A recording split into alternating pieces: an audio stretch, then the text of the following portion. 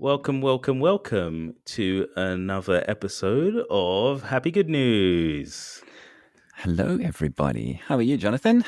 I am very well, thank you, Ollie. Very, very well. How are you? I'm in a particularly good mood. I just wanted to say good news. Those two words are just stuck together. Yeah. I've had COVID and it was just like a moderate flu.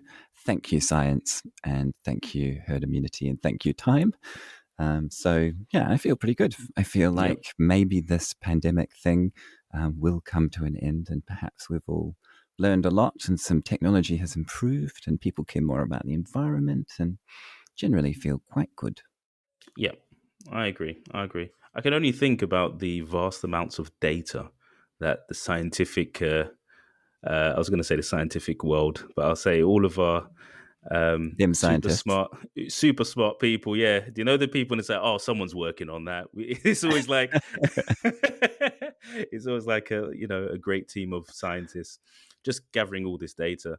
And I'm just imagining how much time it will take to sift through. We'll probably find out a lot about the pandemic or pandemics in general, as well as, vaccine rollouts, what's the most efficient way of doing it? Even just like the way cities work, Yes. and the movements of people and how to manage traffic better, and like there's just going to be so many secondary benefits from the effort that's needed to go into the advancements to tackle the pandemic, right?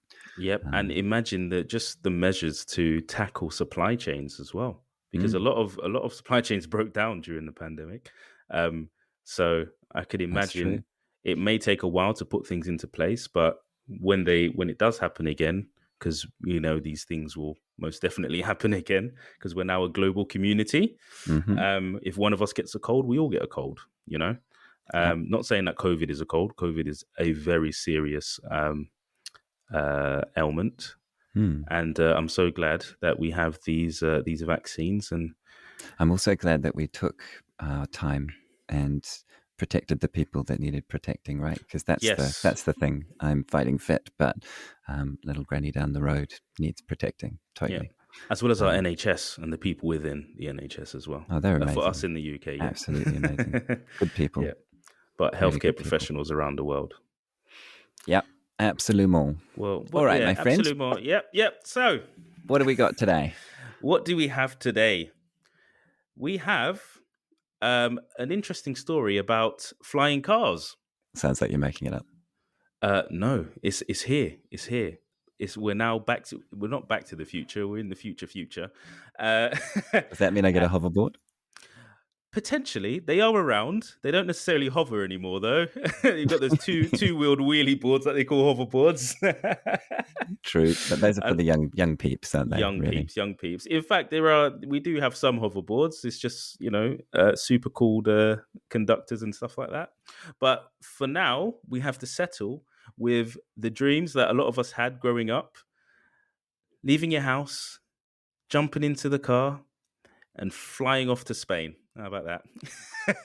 Amazing. Exactly. So we've got the vehicle is called the Air Car, and it's quite interesting because well done on the name, people. Yes, nice it does exactly what it says on the tin. Air Car, perfect. What does it do? It's a car in the air. It's a car in the air. What's that? What's that in the air? It's an air car. Aha. There we go. So it's actually powered by a 1.6 litre BMW engine, which is quite interesting. That just doesn't even seem possible. Like, how could a 1.6 litre engine power a car up into the sky and fly around? I know. It's crazy. It had its maiden flight back in 2020. And it completed its first inner city flight in June 2021. but it's passed a series of rigorous tests. So to be ready or certified as airworthy, it needs to complete roughly 70 hours of rigorous flight testing, which it did. So part of it was more than 200 takeoffs and 200 landings. I Wow. could imagine how scary that first landing was. Oh, um, I'm just but watching the video. It's crazy. it is It it kind of is looks a little bit like a Formula One with wings. yes, it does. It looks like it really does look like a sports car, but then it has wings. And apparently, in the research and development, it took roughly 100,000 man hours just to get a certified prototype. Are they a little bit like women hours? Yes, that is the term. That is a term that was used in the article. Oh, Unfortunately, no. These but journalists didn't yes, set us up. They I just didn't know, set us I up. know, I know. People hours. It took 100,000 people hours to reach the That's a long stage of a certified prototype. And this car's out of Slovakia, is that right? Yes, so it was in Slovakia where it went through the testing and passed the testing. But it does look pretty awesome. So where would you Um, fly? What would be your first, do I say flight? oh, I'd fly over the Lake District because it's Yeah, close. It's relatively close. Um, where would I fly? Do you know what? I don't know if I'll trust flying over a sea. I just thought New York. I want to fly to New York. I don't know why. I Yeah. just want to fly to New York. Could you But imagine making it to maybe New I have to wait York? a few years. Yeah, on a 1.6 BMW engine, making your way to New York. There's got to be a whole lot of really interesting challenges that come with this, right? Like, Yeah. you're in the car, you've got the kids in the car. Did you go to the bathroom before you left? Yes, Daddy. And off you go. You sort of jockey down the street, you swoop over the houses, you're just heading towards France, and then I need to go to the toilet. I need to go to it, and you turn, you make your way back. Is that a first world problem? Do you think? That might be a future world problem if we all have flying cars. You, there wouldn't be any traffic alerts. You'd have to check to see if the jet stream will push you back. If you could go fast enough Yeah. it's going to be. Imagine how this could really add complexity to air traffic control, because air traffic control is like traffic control, isn't it? Yeah, It's really complex with a yeah. lot of planes, especially in the big airports like Frankfurt and Kennedy and Heathrow and stuff, right? Yes, and I wonder what effect this has on pilot licenses as well. I Mm, wonder if they've engineered it in a way that a number of the pre-flight checks are mm. automated potentially. I think I read that leading up to this episode. Yeah, Mm, and you know what? Um, all technology advances, right? yeah. I met a Russian pilot recently in Egypt. Sounds like I'm making it up, but I'm not. And really nice guy. And he was talking about how Russia hasn't had access due to economic sanctions to all the planes that they wanted from people like Lockheed Martin and Airbus and stuff. Mm, And so they've started manufacturing their own planes, and they've got their own plane manufacturing business, and the planes are coming online fairly soon. And he was talking about flying all three brands that I've just mentioned. And he said, I don't actually fly the plane. I watch the plane fly itself and make sure that it's safe. And particularly during landing and takeoff, there are a lot of checks that I do to check that the machine is doing it right. Um, but, the plane effectively flies itself. And so I said, so what do you do while you're sitting there? Show me some photos of sunsets. And he had the most amazing photos, wow. unobstructed view of clouds.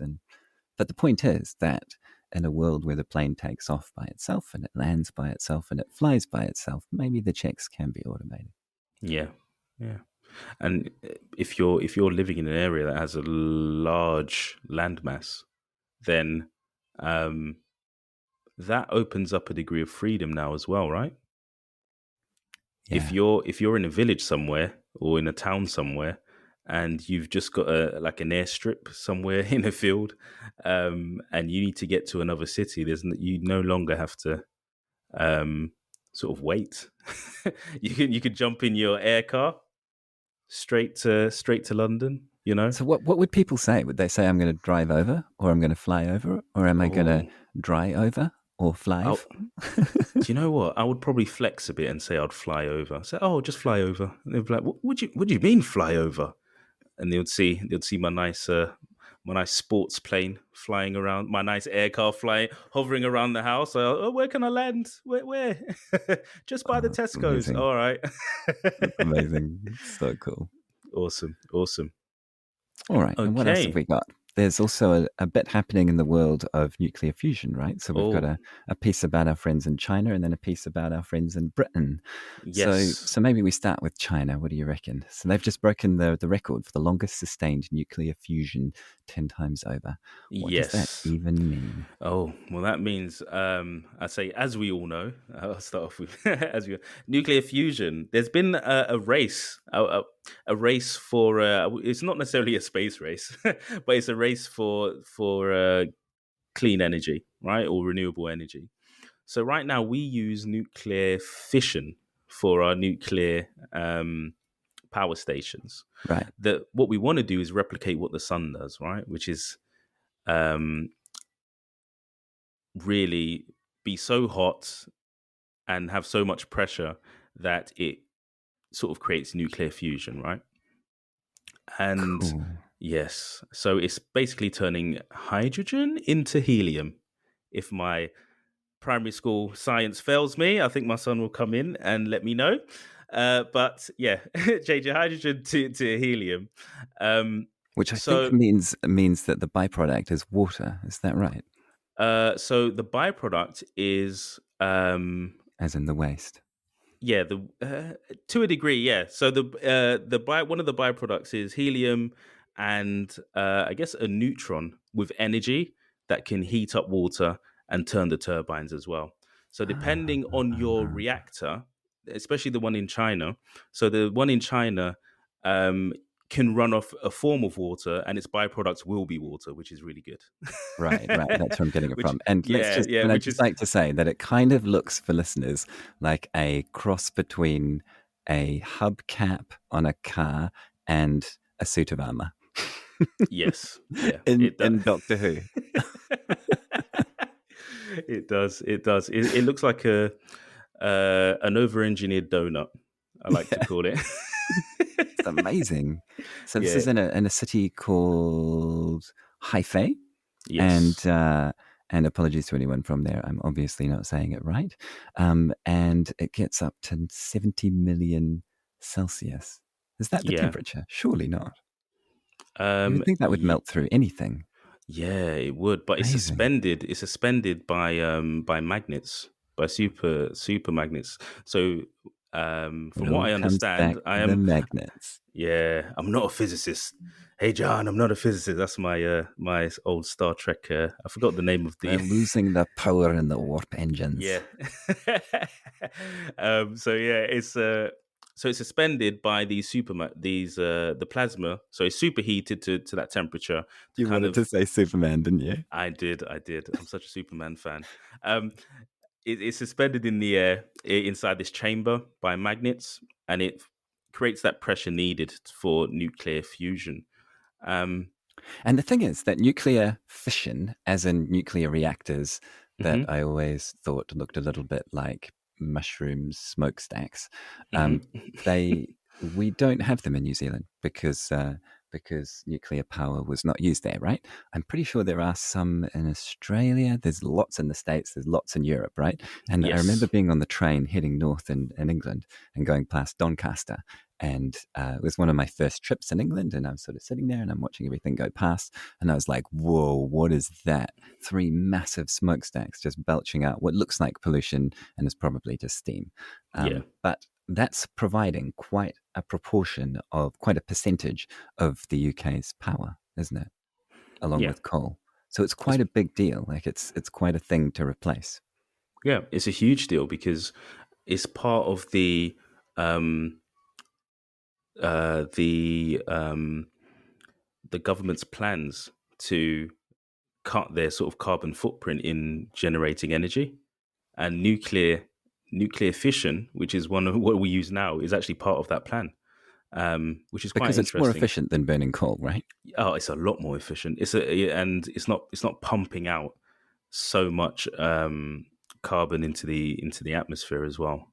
Yeah. So that greenhouse effect is lower. The only byproduct you have really is the radioactive waste, Mm. which they believe can be managed until we get nuclear fusion on the way. Have But you seen it's Chernobyl? Yeah. that's what I said, which they believe. Yeah. I mean, this is um, this is a yeah. generation further on, isn't it? This is so. All estimates, experts tend estimate that nuclear fusion will be a thing for the second half of this century. So it's what will happen is green energy like renewables, like wind and sea and solar, will get us to a place where we can become carbon neutral, Right? including nuclear energy, and then from that point on, it's kind of a launch pad into nuclear fusion for 2050 and beyond, where our grandchildren will have this brand new um, type of energy, which is really cool. So a step towards that was China being able to break that record. Um, and I think they sustained it for um, a long time, right?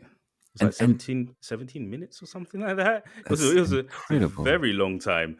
And then It's still not rattling, John. yeah. No, John, it's still not rattling. I think it's working. um, so it's And they're it adapting it to use to take in seawater as well. yeah, I read. yeah. Super interesting. It's really good. It's really good. Probably Sorry, the the last the energy source we'll ever tame. yeah. Ah, Yeah, so it's pretty good, pretty good. So sorry, they didn't have the fusion. I think they superheated plasma for 17 minutes. The fusion um was sustained for around 1,000 seconds, which is still good. Still really good for what we want to that's a achieve. long time. It So, really is. and what do they call these fusion reactors? I know you want to say it. Oh, is that the mini sun, the That's smaller right. suns? Yeah, the mini suns. Ooh, I like that. It's pretty good. It's pretty good because it's a lot harder. It's the Because if you shooting think about star. it, yeah, it's a lot harder to do on Earth than it is, I guess, in the sun because there's not as much pressure on the Earth as there is in the core of the sun, and True, true. so that's why we have to get it hotter than the sun. So you need to get it hotter than the sun, and then you have to put it in a kind of environment where the pressure is like so much as well. So it's pretty crazy, pretty crazy. That's Engine super cool. science. I mean, it's just how much does this sound like science fiction? The this particular East machine fires a Mm, supercharged laser at heavy hydrogen isotopes like deuterium and tritium. yeah, If ice is hydrogen in a solid form, water is liquid, and vapor is gas, then plasma is what happens when you really turn the heat up. The plasma would normally dissipate and rapidly cool, but superconducting magnets, I love magnets, replicate the intense gravitational pressure at the center of the sun to keep it contained. I mean, I'm just having yeah, kittens with excitement. yeah. This is that's All of my science fiction dreams. proper sci-fi.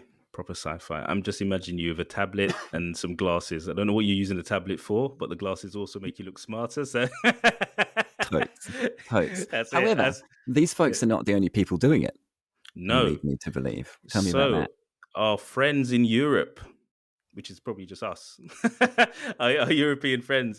So yes, in a UK-based jet laboratory. So they smashed a record for the amount of energy that could be extracted from nuclear fusion. It wasn't like it's not world breaking amounts of energy. It was 59 megajoules, which I understand is enough to boil water in 60 kettles. So 60 households could have tea, right? Which is really good, actually. Um, Well, I mean, and imagine back in the day in huts, if somebody said, I'm going to create something that allows us to make a fire that will heat up 60 kettles at the same time. People would yeah, have been like, you know, make that woman yeah, the queen. exactly, exactly, exactly. So And it's all about um, proving the concept, isn't it? yeah, so this one was a proof of concept that seemed to work and extracts quite a significant amount of energy from nuclear fusion from what they tried 20 years ago. Mm. So right now in Europe, a larger version of this is actually being built. So this is slightly different to the Chinese version of nuclear fusion, I believe, because they've made a couple changes to how they were I think lining the inside of the fusion reactor as well, which is pretty good. It's pretty good. Um, but again, in the UK, the government are saying that they want to reduce emissions by 2035. Mm. So nuclear and renewables and energy storage is one of the key things that they're aiming at. Um, Mm. so that's the reason why we're not really focusing on saying, "Oh, let's scale this up in the UK," and let's. This is definitely one thing. I think it's this joint venture for Europe is probably we're going to get a lot of stuff come from this. I think. Oh, that's so Um, cool. yeah, I think So cool. it's gonna be amazing. We'll see. And thank you, BBC, for your diagrams. That makes quite a lot of sense to me when I look at it in that form.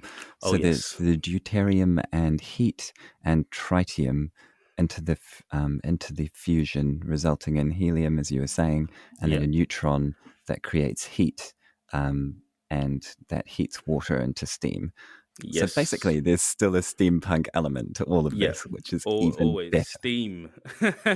Steam's amazing, right? Like Yeah, it because is. you boil your vegetables and it's 100 degrees thereabouts, right? Mm-hmm. And then I burned my hand on the steam, and as a kid, and Mum was like, "Well, that's because steam goes up much hotter than boiling," and it just Yeah, never quite made sense, but it still seemed really awesome yeah, because it's more like 1,000 degrees, isn't it, for steam? yeah. Is that right? I think so. Uh, I think I'm that's what not. it is. Yeah, I think so. I think it's pretty hot. It's. I know steam engines were huge back in the day. They sure And were. yeah, I and I mean, that think was a that's huge change, you right? could use. So Yeah, do you think this kind of technology changes things in the same way that that the combustion engine or steam engines or things like that changed things? Yeah, I see this technology as I see us now like the fringe of when electricity was first being experimented with and discovered. And I think once you nail it, things start to move very quickly. Mm, So it's going to be interesting to see what happens when we're able to nail nuclear fusion and possibly get a a source of energy that is one really renewable and two like constant as well, mm. because once you start getting a lot of energy, then society can sort of develop and things go a lot quicker. Yeah, So imagine if we had this current energy crisis that we're facing in the UK, and in a lot of places, right, around the and world. and a lot of places, if everybody had electric heaters and the source of electricity was so cheap because of nuclear fusion, then we would be in a Houses better would be place. warm and Yeah, our pockets would be full. Yeah, exactly. yeah. See, it's Yeah. and there's a really important factor when you in what you said, in that it's continuous, right? Because Hmm. tidal is not necessarily continuous, and wind is not necessarily continuous, and solar has only just reached 25% efficiency or just above Yeah. for PV cells, right? So Yeah. so that means only 25% of what's hitting the sun, hitting the roof, gets converted, and it's not always sunny, particularly in Yeah. a country like England. Yeah. So And it's mm, it's not necessarily reliable. And with wind energy, if the wind's too fast, sometimes you may have to shut the turbines down. yeah, so there's kind Um, of like a sweet spot. So the yeah. idea of just having, and there's a real problem with electricity, isn't there? That it can't Hmm. really be stored, and No. so therefore it needs to be generated when people need it, as Yeah. in the evening on a cold day, right? Yeah. Yeah. So what's interesting as well is I think I spoke about this before was Tesla. I know Tesla, Elon. Elon, Um, you're coming on the show sooner or later. We look yeah. forward to it. Yeah. They have battery packs that would be able to store the renewable energy in your home for a Yeah, bit. those are cool. Yeah, really What do they cool call them? because Power packs or something I like that? think so. I think they're Power called that. walls? Yeah, Power something walls, like that. yes, something like that. And you would charge your car. Your car. Wait, so you'd have solar panels. It would charge the power wall. The power wall will be fully charged. Then it will say, "Okay, let me charge your car." Then your car's charged, and it'll say, "Okay, let me heat up the water in your house." Heats up the water in your house, and then when that's heated up, it'll say, "You know what? Let me send the power back to the grid," which is really interesting. Um, Hmm. because now imagine you have that all over a community of people with similar tech, not necessarily Teslas, other battery and technology providers are available.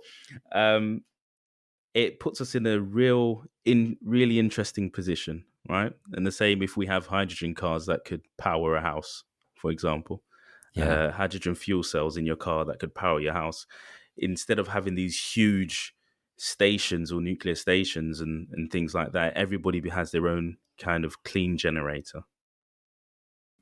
Really cool. Yeah. Yeah. There's um, I maybe, do we need to be careful calling out companies for doing good things? No, I'm just going to give Dulux a shout out. So I remember talking to one Hey. of the chappies for Dulux in Australia, and we were Hmm. talking about paint and we were talking about solar energy. They're a good company, right? Like they've done a lot of they've put a lot of effort into producing paint in a more environmentally friendly way. Like for They're example, socially aware. Yeah. that's right. For example, when you make white paint, that is a particularly highly emitting, polluting process. So you end up with this like white chalky water that comes off it. It's not the end of the world, but it needs something doing with it. You can't put it into the creek, right? Um, Mm. so so the folks in one area of Australia looked at that and they realized there was a brick factory nearby, and this chalky water is particularly good for making bricks. And so they pump the water for free into the brick manufacturer to not waste the water and also to not pollute. It's quite cool, eh? That's And super cool. yeah, and this was a while ago. This was over 10 years ago. So I'm sure they've got lots of other cool stuff they're doing. But what this guy was particularly excited about was fragments of ceramics in paint. The idea being that ceramics, a bit like we use them on the space shuttle for re-entry into Earth, can handle very high temperature, but can also conduct electricity. So if we had ceramic flecks all the way sprinkled across paint, why wouldn't we imagine a future where your grandchildren say, Granddad, what do you mean we didn't used to generate electricity from all of the surfaces on the body of a car? And what do you mean the paint on the walls of houses wasn't generating electricity? Like just imagine like the Oh, top of a massive supermarket building, if that could generate electricity due to its paint, and you put it into one of these Powerwall technologies. It's just there's so much we could do to kind of grow beyond the ridiculous party that's come from cheap energy, right? yeah, yeah. Due to I oil. think so. Yeah, that's amazing. Yeah, because I think with everything, when humans are involved, scale is, I guess, our greatest asset. Yeah, Right. So totes. if you have one solar panel, it's like okay, but there's millions of people with millions of homes, and if everybody gets solar panels, then you know there's a lot of energy there. Solar panels is probably a bad example because they're not very efficient. But yeah, Better than no, that naught, though, right? yeah, definitely, definitely, awesome. So let's go on to the last one. So, last one for today, green LEDs. Doesn't sound so exciting when I say it Mm. like that, but marine biologists have found that $8 US green LEDs, when fixed to fishermen's or fisherwomen's nets, um, were enough to dissuade and scare off a large number of sea animals like turtles, sharks, and rays, and prevent them falling prey to those nets. So it's been tested in Hawaii by the National Oceanic and Atmospheric Administration, and they've found that turtles and sharks and rays just don't get caught in the nets anymore. The problem is that they call them gill nets, GILL, indiscriminate, and a little bit like drift netting, which those who are a bit older listening to the show will remember was something that was used by boats to effectively just pick up everything in the ocean and try to catch tuna. So it's now been outlawed in many places, and luckily these days we no longer drift net, but it raised the concept of things get caught in nets that we don't intend to catch, whether it's the small things or the other things. And that term is that problem is named bycatch. It should be called Killing Things We Didn't Mean to Kill, but they're lovely. And so the Well, idea is that that about 40% of all net caught animals in the world are bycatch, as in we didn't mean to catch them, we throw them out or what? turn them into cat food. What a waste of a resource that we really don't have to waste. Yeah. Um, so, yeah. So these folks have just, we were stunned with our findings. Good on them, right? Just use some LEDs. I'd be stunned And, too. I was like, wait a second, 40% right? of of of of of animals that were caught in a net were by accident. Yeah, yeah, yeah, yeah. Crikey. And we'll talk about blockchain a lot in the future, I'm sure.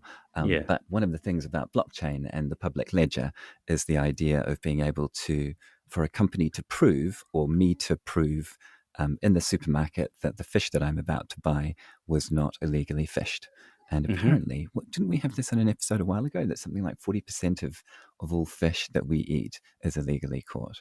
Oh yeah, we did actually. That's mad. Yes. Yeah. So blockchain will also help here. But basically, these folks at Cinco in Hawaii have got 5,000 lit nets. So they've lit them all up, and they tested it against 5,000 unlit nets, and they just, like, the difference was just so huge.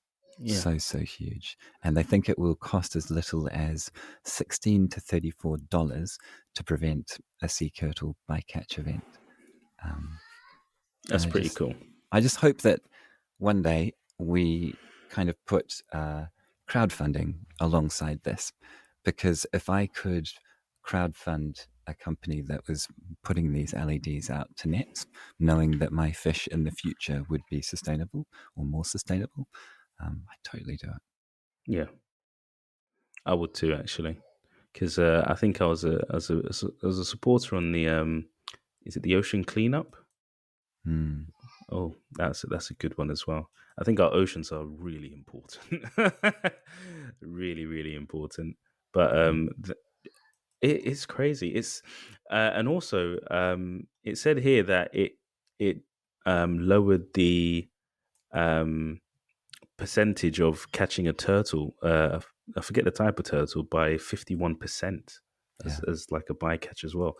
That is crazy. I would never have known that. I would And never have known that. there's just not enough turtles, right? Yeah.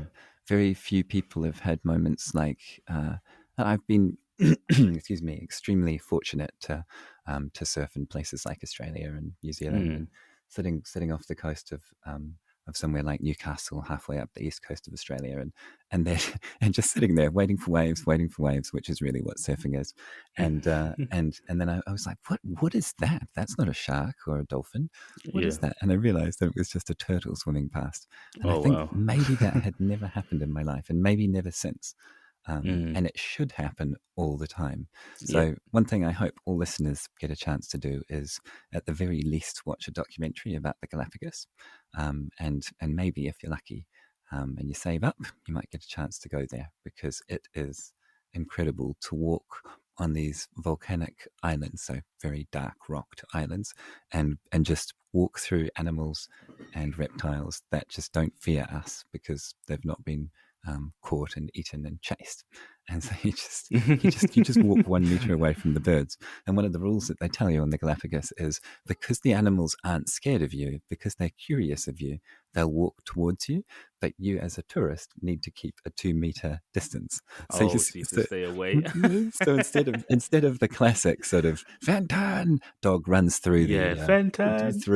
Richmond Park, and all the deer move out of the way of the dog, it's the other way around. So the seal pup walks up the beach, and all the tourists have to part. They have to run. And somehow it just felt right, you know. Yeah. And I wonder if that's what it was like for hunter-gatherer societies several thousand years ago. It must have just been like an aquarium all around them all Yeah. the time. Yeah. Just so much life. May we Cool. get to that state for our Yes. children and their children. Yes. Yes. Yes. I think that might be enough for today. What do you think, Jonathan? I think so too. I think that was pretty good. I feel upbeat about the world and what's in the future. And I really do enjoy reading good news or hearing about good stories as well. Yeah. Um, Quick shout out especially, to Positive News, who are yes, just an amazing organization. And you can go to positivenews.org or info, yep, I forget. And you can get a weekly free newsletter that will just be emailed with 5 or 6 articles from around the world. And they also do a printed magazine, which is just great, isn't it? Just really yes. lifts my mood. Yep. And a shout out as well to one of our other sources as well, which was the Good News Network at the goodnewsnetwork.org. Good people. Um, good people as well. Good people as well. Spreading the good news. Um, so yeah, I think if you want a daily dose, you can hit up these wonderful people at Positive News and the Good News Network. And also, you can get a summary here, Of right course you here on can. Problem And Busters. we've got Hey? a lot of interesting people queued up to talk, haven't we? Yes, So we do. Yes, plenty we more do. to come. Watch this space. And thank you for tuning in. Be safe, look after each other, and we'll see you next time. Ciao.